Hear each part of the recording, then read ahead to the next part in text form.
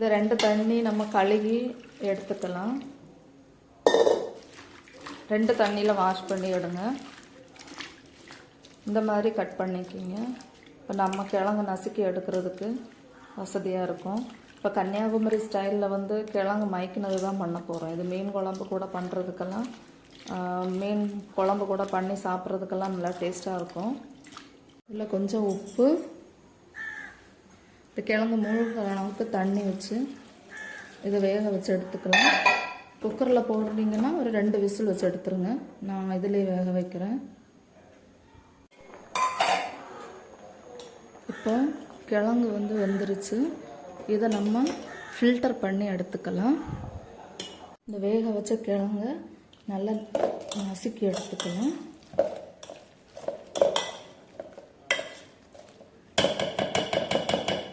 இப்போ கிழங்கு மயக்கிறதுக்கு தேவையான மசாலா அரைச்சிக்கலாம். 2 பெரிய பச்சை மிளகா எடுத்திருக்கேன். ஒரு நெல்லிக்காய் அளவு வந்து புளி எடுத்திருக்கேன். 1 ஸ்பூன் ஜீரகம், ஒரு 5 பல் பூண்டு,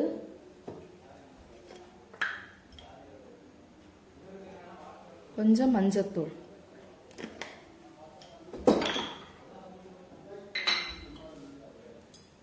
தேவையான அளவு கொஞ்சம் உப்பு போட்டு அரைச்சிக்கலாம். இதை கிழங்குல நம்ம உப்பு ஏற்கனவே போட்டிருக்கோம். கொஞ்சம் இதில் உப்பு போட்டு இதை கொஞ்சம் அரைச்சி எடுத்துக்கலாம். கொஞ்சம் தண்ணி ஊற்றி அரைக்கிறேன். கிழங்கு தாளித்து எடுக்க போகிறோம். 2 ஸ்பூன் எண்ணெய் ஊற்றிக்கிறேன். எண்ணெய் காஞ்சிருச்சு. இந்த ஸ்டேஜில் கொஞ்சம் கடுகு,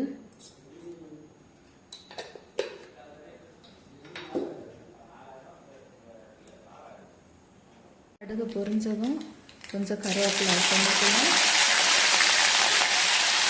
இப்போ நம்ம அரைச்ச மசாலாவை ஃபில்டர் பண்ணி எடுத்துருக்கேன். அதை இதில் ஊற்றிக்கலாம்.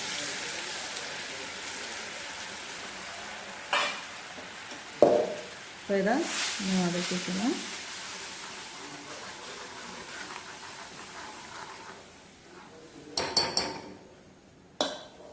இப்போது நம்ம இதில் கிழங்கு ஆட் பண்ணிக்கலாம்.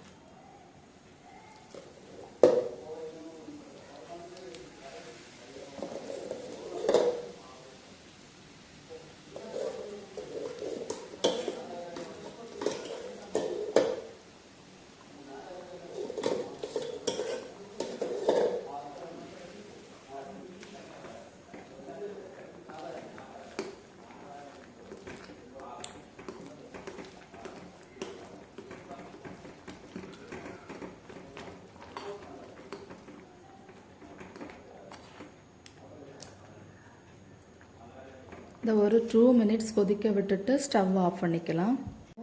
கன்னியாகுமரி ஸ்டைல் கிழங்கு மயக்கினது வந்து ரெடி ஆயிடுச்சு. இது எந்த மீன் குழம்பு கூட வேணுனாலும் சாப்பிட்லாம். ரொம்ப டேஸ்ட்டாக இருக்கும். நீங்கள் செஞ்சு பாருங்கள். செஞ்சு பார்த்துட்டு கமெண்டில் சொல்லுங்கள்.